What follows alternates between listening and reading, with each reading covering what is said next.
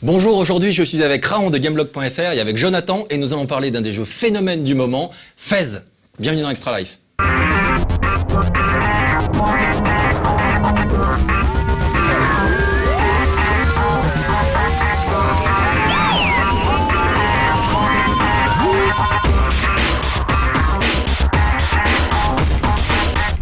Fez, c'est vraiment, il y a eu plusieurs claques en début d'année. Il y a eu Journey, sur dans un registre complètement différent. Rien à voir. Même si le côté exploration et on te lâche dans un univers sans t'en donner les clés, ça fait partie un petit peu de l'identité. Il y a eu également plus récemment Botanicula sur PC, j'ai trouvé vraiment sympa.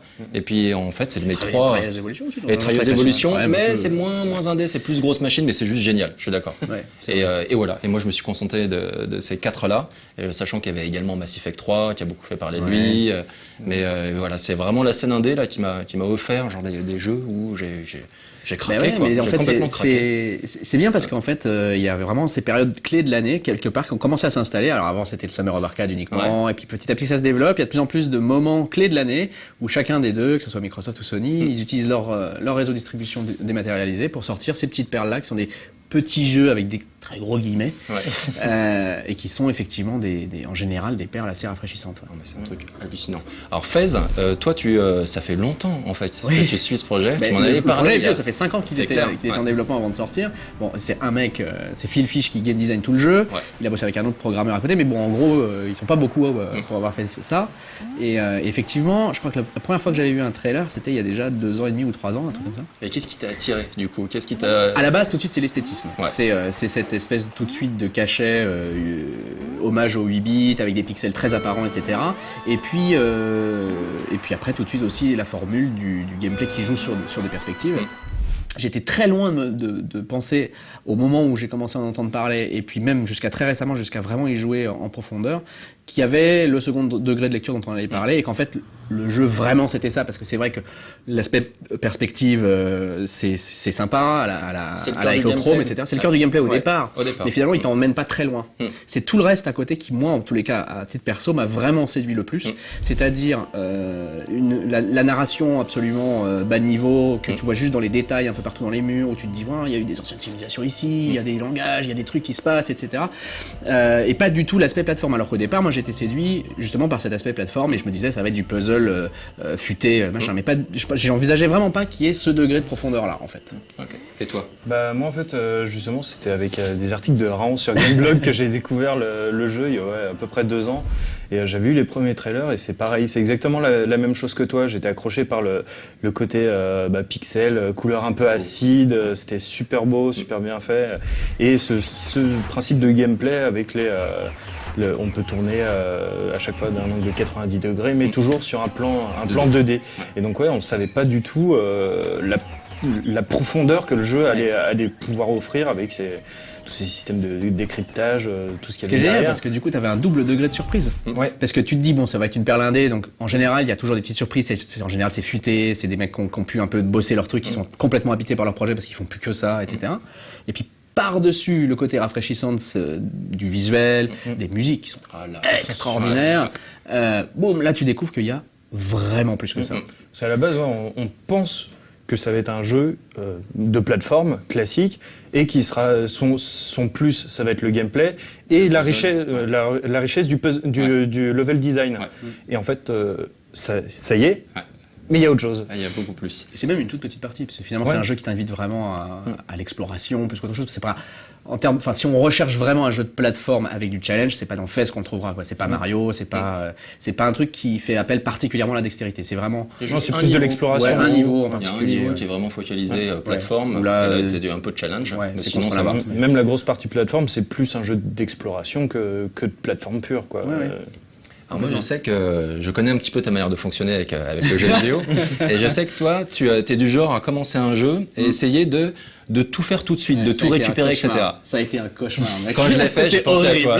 Je me suis dit, genre, mais alors comment... Oui, parce que voilà, les Mario, traditionnellement, tu finis tout, tu prends toutes les étoiles, et après tu passes au niveau d'après.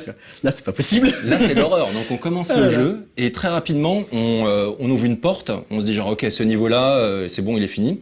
On passe dans un autre niveau, on ouvre une porte. Oui, on se oublié 2 portes avant. Voilà.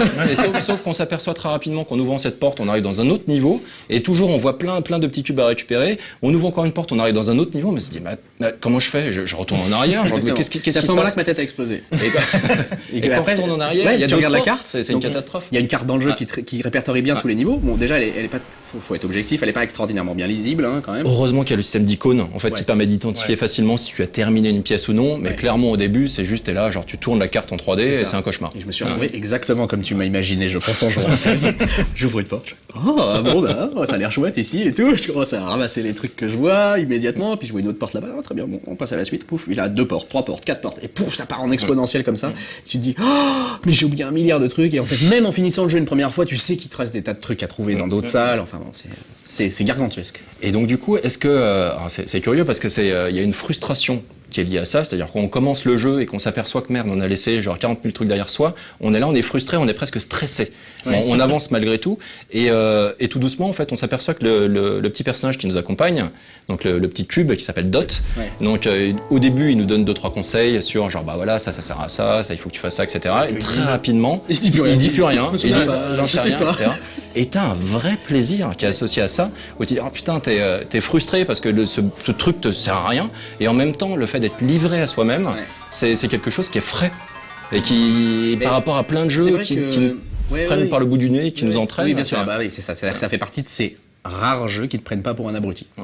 Et mine de rien, il n'y en a pas des tonnes, hein. Il y a Portal 2, il y a machin, mais sinon on a totalement l'habitude de dire appuie sur tel bouton pour faire tel truc, sans arrêt. C'est vrai que ça rafraîchit au bout d'un moment. Et là, il n'y a pas de super guide. Il n'y a pas de super guide. Il n'y a pas un Luigi qui débarque et qui va résoudre l'énigme pour toi, quoi. Non, c'est sûr. Mais ce qu'il y a aussi avec justement le plaisir, la façon que ce soit plus rafraîchissant comme style de jeu, moi j'ai ressenti un truc en y jouant, en réussissant à découvrir, à décoder certaines énigmes, un vrai plaisir, plus que dans du Layton, à réussir t'as réussi ton puzzle, point barre, ça y est. Oui, parce qu'il n'y a pas de sens de la découverte dans Layton au même niveau que dans Fest. Dans Fest, tu sais qu'il y a des choses qui sont cachées, mais tu le vois pas forcément immédiatement. Donc tu as un premier degré où tu te dis, ah, mais il y a quelque chose là. Donc là, déjà, t'es content, t'as trouvé qu'il y avait quelque chose, t'en es à peu près convaincu de toute façon, puisque la carte, elle est pas cerclée d'or et t'as ton petit point d'interrogation, donc tu sais qu'il y a un truc à trouver. Et puis quand tu trouves le bidule, c'est, à condition de ne pas avoir regardé de solution sur Internet, un authentique plaisir, comme dans Bread, comme dans tous ces jeux où vraiment il faut ne pas regarder les solutions sur Internet et trouver tout seul. Et là, c'est un plaisir d'en faire. Pour moi, il y avait une étape carrément avant, c'est-à-dire quand tu commences à explorer le monde et que tu vois tous ces petits symboles, ces codes, ces trucs genre partout, tu te dis genre, est-ce que c'est juste pour le décor, est-ce que c'est juste un hommage genre à Tetris, etc. Ou est-ce que ça a une vraie signification? Et quand on s'aperçoit, quand on franchit cette étape où on se dit genre, ah non, c'est une vraie signification, toutes les pièces que je viens de traverser, en fait, il y avait plein d'indices, plein de trucs. Et là, tu dis merde. C'est genre, mais en même temps, c'est magnifique. Tu sais que du coup, t'as quand même tes tout premiers indices de cette réalité-là. Dès le tout début du jeu, le premier village. Voilà. Dès le tout premier village. Alors dans les pièces évidemment du premier village, il y a des indices et des choses. Il y a l'école par exemple. Et puis quand l'espèce de tétracube, je crois, je sais plus comment il s'appelle, qui te file ton pouvoir, te parle. Puisque ce sont des caractères que tu retrouves en fait partout dans le jeu. Mais sauf qu'au début, forcément, tu commences le jeu. Évidemment, tu ne soupçonnes absolument pas quelle est la portée de tous ces trucs-là. Tu vois juste un bidule qui te parle avec un truc indéchiffrable. Et tu prêtes pas forcément attention. Mais au bout d'un moment, effectivement, quand tu vois la familiarité de ces symboles-là, et que tu découvres l'alphabet, les chiffres, les tétrominos, etc., tu te dis, il y a tout un truc derrière et un second degré de lecture. Aussi quand tu arrives dans la cité un peu désaffectée, quand tu vois les figures un peu aliens en pieuvre, etc. Enfin, il y a vraiment un soin du détail où tu finis relativement vite quand même par comprendre que rien n'est là par hasard. Tout a été placé avec vraiment un bon souci du détail, que ça soit dans le level design, dans les énigmes, dans tout ça. Et c'est ça qui fait aussi que ce jeu est finalement si exceptionnel. C'est vraiment ce fameux souci du détail. Le même souci du détail qui habite aussi des productions AAA qui sont pas du tout indie, mais qui font sortir certains jeux du reste de la production. Et donc, ce qui est impressionnant aussi, c'est que quand tu remets le jeu dans son contexte, c'est qu'il y a un mec derrière. Dans le game design, dans le game design. C'est qu'il y a un mec qui a créé tout ça, c'est assez vertigineux. Tu dis, il a créé un langage, il a créé un nouveau système de chiffres, de façon de compter. Il a créé un alphabet. C'est pas non plus. Et donc du coup, genre petite question rapide, est-ce que toi, tu as, en ayant décrypté l'alphabet, est-ce que tu as essayé de traduire entre guillemets tous les... Voilà. Bah oui, évidemment. Et ensuite, il y a une autre question sur le... Il y en a des chelous, c'est-à-dire que même une fois que tu les as déchiffrés, donc en remplaçant les bonnes lettres au bon endroit, tu comprends pas tout de suite ce que ça veut dire. Ouais. C'est des phrases cryptiques, des trucs un peu... Alors il y a des... T'as fait les chouettes? J'ai fait les chouettes, ouais. T'as fait les chouettes, bon, elle te lâche une phrase un peu cryptique, tu sais pas trop de quoi ça parle, dimension, temps, machin, bidule. La première fin... C'est psyché au dernier degré, tu te retrouves projeté dans un méchant, mais en fait, moi je l'ai trouvé captivante. J'étais scotché à l'écran et je regardais la fin de cette séquence de fin qui était... Ah, c'est marrant parce que tu as le programmeur sur cette séquence de fin qui a dit un truc récemment dans une interview en disant qu'il avait vu un clip d'Étienne de Crécy qui avait été fait avant et qui reprenait un peu cette esthétique et que c'était aussi magnifique qu'il était genre dégoûté que ça ait été fait genre avant. Et c'est vrai que quand on revoit le clip, c'est très très proche, quoi. C'est super beau. Il y a énormément d'autres références qui sont pour le coup conscientes, c'est une évidence, et ça fait partie aussi du plaisir quand on est un vieux joueur, qu'on a joué à beaucoup de trucs. Évidemment, tu as des références à Zelda, il y a des références à Mario partout. C'est bourré vraiment de clins d'œil à ce berceau du jeu de plateforme d'origine. Et donc du coup, tu as un vrai, ce qu'on appelle le gameplay millefeuille, c'est-à-dire le truc cher à Nintendo, c'est-à-dire qu'il y a une première couche donc d'accessibilité immédiate où tout le monde peut prendre en main un Mario et l'apprécier. Et ensuite, très rapidement, plus on avance dans le jeu, plus on a des niveaux plus difficiles. Et là, l'investissement et cette seconde couche se joue au niveau du challenge offert. Là, on est dans autre chose. On est dans autre chose, on est dans un univers qui a été posé et dont on te donne vaguement des codes pour essayer de décrypter. Ensuite, si tu souhaites le décrypter, c'est à toi de le faire. Et donc clairement, pour moi, Fez, c'est le jeu que Nintendo n'aurait jamais osé faire. Ah bah bien sûr. Et donc du coup, il y a une vraie satisfaction, c'est vraiment quoi, quand je joue à Fez, j'ai l'impression de jouer à Zelda. Je retrouve un certain plaisir qui est lié à la découverte. Moi, le premier Zelda que j'ai fait, c'était le tout premier que j'ai fait, mais ensuite celui qui m'a vraiment marqué, c'est la version Super Nintendo. Oui, le troisième. Et donc du coup, le fait d'avancer comme ça dans les niveaux et de revenir et de découvrir des petites choses, de résoudre des petits puzzles. Ça existe et là, effectivement dans les jeux Nintendo, mais c'est toujours très simple. C'est des énigmes très simples. Alors oui, quand t'es un gamin ou comme 3 pommes, c'est génial de trouver que je peux allumer la 3e torche et ça va ouvrir le passage. Mais là, en fait, on est dans un autre degré, quoi. C'est plus du tout la même chose, et c'est même ça peut même devenir effectivement frustrant pour beaucoup de personnes parce que, par exemple, notamment la clé de l'alphabet, c'est ce qui te permet de décrypter cet alphabet. C'est quelque chose de particulièrement obscur. Si moi j'avais pas fait de la presse papier, m'intéresser aux typos, je vous donne des indices. M'intéresser aux typographies, etc., et à certains codes de l'imprimerie, machin, jamais de la vie je l'aurais trouvé. Et je me dis, bon, quand même, tout le monde bosse pas dans la presse, tout le monde n'a pas travaillé avec des typos, avec des fontes, etc. Tout le monde ne sait pas quelle est la clé de cet alphabet. Et je me dis, comment les gens vont trouver, à part regarder sur Internet. Juste il y a peut-être aussi l'échange. Une petite question, j'ai pas réussi à décrypter l'alphabet. Juste, est-ce que c'est en anglais ou en français? Anglais. C'est en anglais, ok. La clé est en anglaise. Elle est en anglais, elle a un équivalent en français, mais elle te permet de trouver l'alphabet parce que c'est une phrase très spécifique en fait. D'accord. Je vais rien trop parce qu'il y a une phrase très spécifique en anglais qui contient la majeure partie de l'alphabet. Voilà. Et donc, il y a un truc absolument génial du coup avec Fez, vu la complexité des puzzles proposés, on ressort ce vieux calepin, on ressort les petites feuilles. Et donc là, on va vous montrer. Il y a des choses déjà sur Internet qui sont fantastiques. Donc tout le monde a commencé. Vous allez voir déjà les différences de méthode. Alors, les méthodes. Donc tout de suite, tu commences quand même à dessiner un petit peu les symboles. Voilà, les formes, etc. Les formes, donc il y a les tétrominos. Ensuite, il y a tout ce qui concerne le calcul, tout ce qui concerne l'alphabet. Et donc petit à petit, on remplit. Il y a les cartes au trésor. Donc complètement, il y a les cartes au trésor.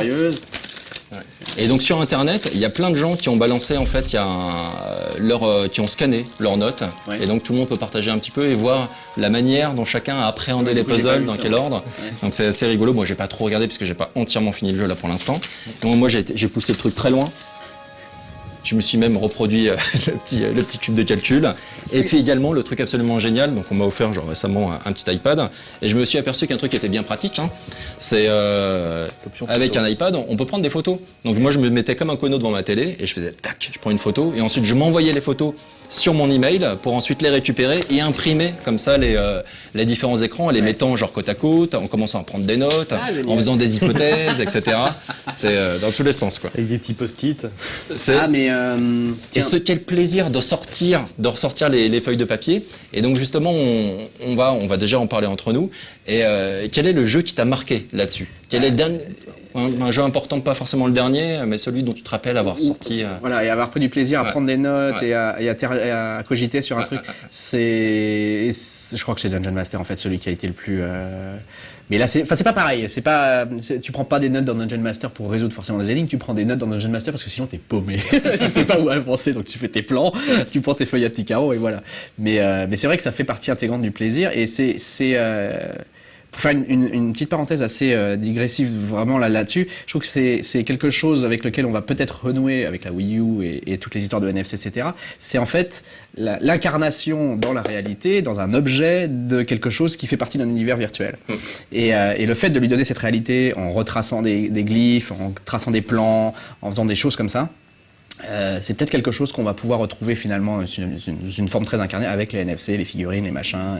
On a déjà ça un petit peu dans le jeu avec les QR codes, par exemple, qui te sortent complètement et qui t'obligent à aller chercher un autre device extérieur au jeu pour commencer genre, à les décoder. Et donc ça, c'est vraiment intéressant. C'est tous ces procédés qui cassent le quatrième mur, ce qu'on appelle le quatrième mur, c'est-à-dire la télé, votre écran que vous regardez. Normalement on a tellement l'habitude d'être derrière ce mur complètement dans l'univers du jeu que quand ce jeu fait des appels à l'extérieur, que ce soit dans Metal Gear d'un côté, chacun à sa manière, ou dans Fez ou dans d'autres jeux, automatiquement ça nous surprend et ça nous donne un plaisir que moi je trouve vraiment très particulier avec vraiment une nuance, un arôme particulier. Et c'est fou parce que clairement l'immersion dans Fez passe également par la prise de recul. C'est-à-dire, genre, en fait, on ne reste pas bloqué dans son écran, au contraire, genre, on sort complètement de son écran et on commence à cogiter en dehors du jeu, pour ensuite revenir au jeu et faire les essais, voir si ça fonctionne, si on a compris ou pas. Ça prend vraiment en tête, ça empêche même de dormir. J'ai rêvé de Fez, c'est un truc catastrophique. J'y jouais super tard la nuit. Ensuite, en plus, sur certains niveaux, c'est des trucs sonores, donc tu fais du bruit, genre avec une énorme cloche, par exemple, à essayer plein de possibilités, etc. Donc au bout d'un moment, si t'es pas tout seul, tu commences à... C'est un des premiers puzzles sur lesquels tu tombes où tu sais qu'il y a un truc.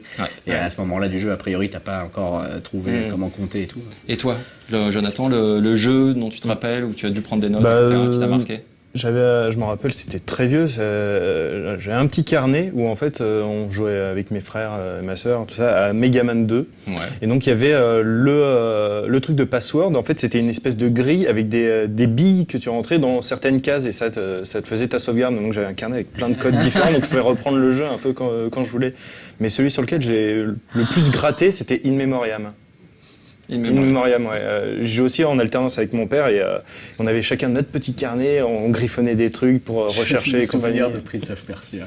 De Prince of Persia, t'as dessiné des plans. Toutes les cartes des jeux pour savoir où étaient tous les pièges, les gardes, les machins, parce que j'arrivais pas à me souvenir dans quel sens c'était. Moi, c'était Maze of Gallius sur MSX où j'avais fait tout le plan du jeu, donc il y avait 150 pièces, un truc comme ça. Et ensuite, j'avais vu la solution qui était sortie dans un magazine. J'avais comparé mon plan à celui du magazine, c'était le même. J'étais super fier, j'étais là genre attends, moi je l'avais fait avant, etc. C'était parfait. Et puis il y a également tout ce qui est RPG, donc évidemment FF7, moi j'avais des cartons complets, et des Q9. Des Q9, qu'est-ce que j'ai pu prendre des notes avec la chasse au trésor, donc tu avais des cartes, donc je notais les cartes, la valeur des cartes, celle qu'il fallait conserver ou non, quel était le boss à la fin de la carte au trésor, de manière parce que et tout ça, qu'est-ce qu'il dropait comme objet. La totale, quoi. Donc, il y a le nombre de trésors, de coffres au trésor dans chaque niveau. Donc, il y a un truc de ouf. Donc, là, tout de suite, on va faire une petite pause et on va voir une série de petites interviews de gens qui travaillent à No Life et qui vont partager leur expérience aussi, leurs souvenirs sur un jeu qui les a marqués, un jeu qui a nécessité de sortir le calepin et de prendre des notes. Donc moi, mon anecdote concerne un jeu qui s'appelait Mopiti Island, qui était un jeu d'enquête policière. C'était un point and click. Alors, comme vous le savez, dans les point and click, il faut trouver des objets et puis faire des choses avec. Et à un moment, il y avait des messages qui étaient gravés dans de la pierre. Il y en avait 2. Et j'étais complètement bloqué et j'ai utilisé une solution. Et dans la solution, c'était marqué regrouper les 2 parties du message et utiliser le miroir pour arriver à lire le message. Donc j'ai cherché dans le jeu, partout, j'ai cherché le miroir. Et en fait, c'était pas comme ça qu'il fallait faire. Il fallait prendre le message sur du papier, le noter vraiment sur du papier, utiliser un miroir en vrai dans le monde réel pour arriver à décrypter le message. Et à ce moment-là, on arrivait à progresser dans le jeu. C'était pas l'habitude dans les point and click. D'habitude, c'était des objets qui étaient dans le jeu. Et donc j'ai été complètement bloqué à cause d'une prise de notes. Et j'avais pas l'habitude.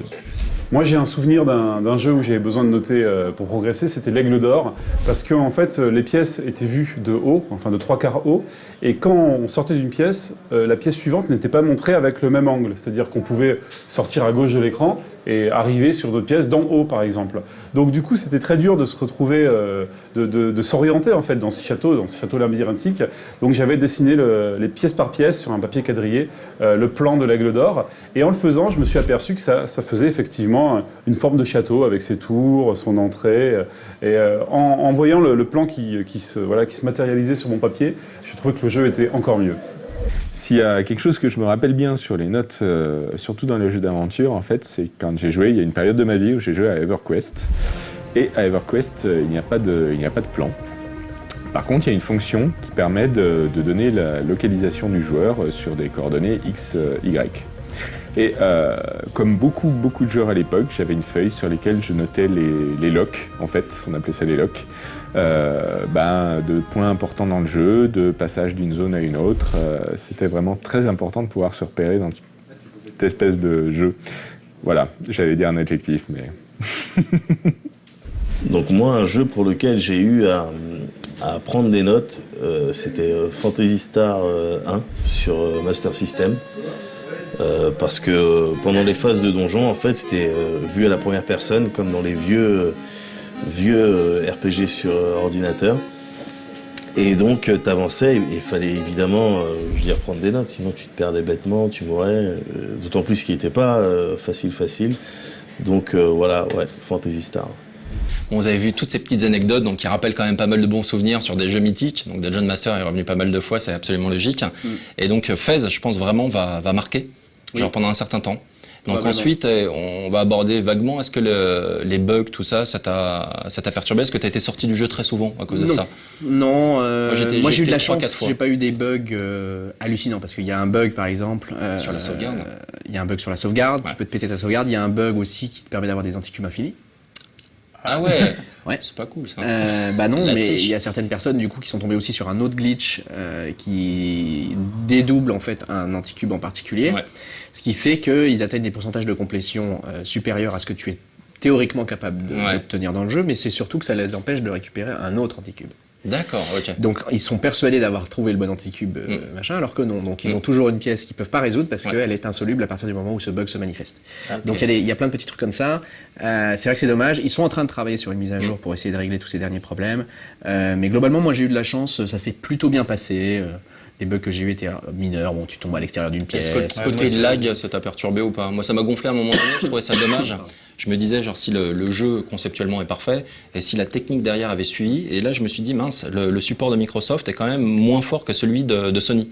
Donc Sony, tout de suite, très souvent sur des jeux indés, on a les studios de Santa Monica qui donnent un coup de patte. Donc sur Journey, ils ont donné un coup de patte. C'est vrai que c'est pas. Déjà, le Journey a été développé dans les locaux de Santa Monica. Ouais. Zad Game Company travaille depuis, en plus, déjà 2 projets avec Santa Monica, qui est autant finalement un studio qui nous fait les God of War, etc., qu'une sorte de pépinière de développement qui héberge d'autres projets, dont ceux de Genova Chain. Alors que Microsoft Game Studio était plus une sorte de consultant extérieur pour Polytron, qui est le studio de Phil Fish, le développeur de Fez. Donc il y a des allers-retours en ce moment, justement. Les ingénieurs de Microsoft essayent de les aider aussi un petit peu à résoudre certains bugs qui peuvent être un peu compliqués. Mais c'est vrai que c'est pas la même structure et c'est pas la même approche. Donc ça m'étonne pas, si tu veux, outre mesure, que ça se passe mieux, entre guillemets, chez Sony que chez Microsoft. Est-ce qu'il y a une frustration liée au fait que, je pense, c'est très souvent le cas pour les développeurs indés, ils ne souhaitent pas faire de suite?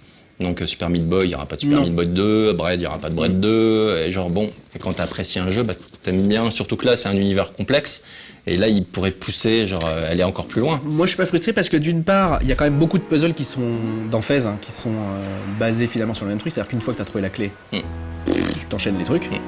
Ce qui me conforte dans l'idée qu'ils ne pouvaient pas non plus inventer un milliard de choses différentes.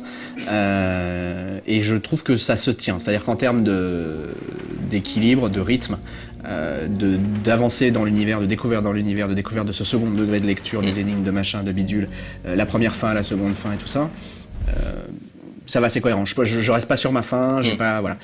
Je serais par contre impatient de voir quel sera son prochain jeu. Ça, oui. Okay. Voilà. On a déjà des petites infos dessus ou pas? Absolument pas. Mais je pense aussi qu'il ne faut pas réclamer un Fez 2 parce que déjà Fez, tu passes du temps dessus. Il est déjà suffisamment riche en contenu que même s'il y a une frustration, une petite envie d'en voir plus, c'est pas un mal. C'est pas un mal. si t'as ce sentiment-là, c'est bon, parce qu'après, si c'est trop long, tu peux avoir une lassitude qui s'installe et là, ça peut tomber à plat. J'ai un bon tips pour ceux qui une fois qu'ils ont fini FaZe, trouvent qu'ils n'en ont pas eu assez ou qu'ils auraient bien aimé en avoir plus, c'est juste d'acheter les musiques. Ouais, bah c'est vrai. Voilà. Les musiques sont T'achètes les magnifiques. musiques, elles sont sublimes. Et elles sont disponibles en vinyle. Ouais. C'est cool ça.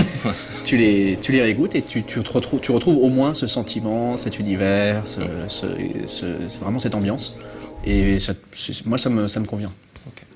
Donc vous l'avez compris, vous contentez surtout pas, donc le jeu est disponible uniquement sur XBLA, de télécharger la démo et de finir la démo. Donc le jeu a bien plus à offrir que simplement le côté puzzle platform qui est tout de suite évident. Donc avec ce jeu sur les différentes dimensions. Et donc il y a vraiment une vraie richesse et on vous encourage à découvrir, on espère pas trop spoiler. Je pense pas qu'on ait trop spoilé puisqu'au début on pensait carrément vous donner la résolution de certaines énigmes. Donc voilà, donc on s'arrête là, on vous encourage à télécharger le jeu si vous avez une 360 et on se retrouve très bientôt pour un prochain Extra Life.